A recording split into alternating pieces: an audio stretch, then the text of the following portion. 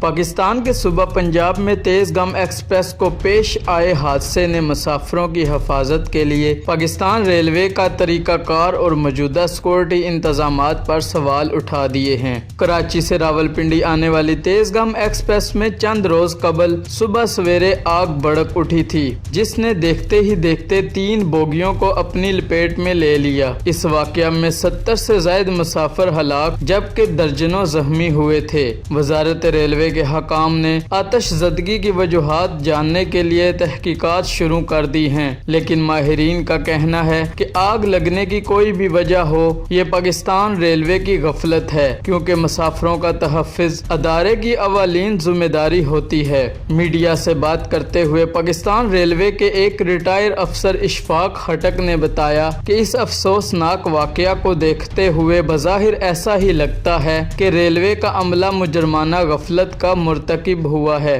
Pakistan railway کے ضابطے کے مطابق ٹرین کے مسافر دھماکہ خیز یا خطرناک آتش گیر مواد جیسا کہ تیل، گیس اور گیس سلنڈر وغیرہ نہیں لے جا سکتے۔ اشفاق خٹک کا مزید کہنا تھا کہ مسافر یہ اشیاء تمام تر احتیاطی تدابیر کے ساتھ کارگو ٹرین یا مال گاڑی میں لے جا سکتے ہیں۔ یہاں یہ بات اہم ہے کہ مسافر ٹرینوں میں اگرچہ عملہ تعینات ہوتا ہے اور وہ مسافروں کے سامان کی چیکنگ بھی کرتا ہے، تاہم بعض اوقات سیکورٹی اہلکار غفلت برتتے ہیں اور چیکنگ نہیں کرتے۔ دوسری جانب ریلوے حکام کا کہنا ہے کہ ریلوے اسٹیشنز پر کوئی بڑے اسکینرز استعمال نہیں ہوتے، بلکہ عملہ اپنے طور پر یا ہاتھ سے استعمال ہونے والے چھوٹے اسکینرز کے ذریعے سامان کی چیکنگ کرتا ہے۔ تاہم آتش زدگی کی کیا وجوہات ہیں، یہ تو تحقیقاتی رپورٹ میں ہی پتہ چلے گا۔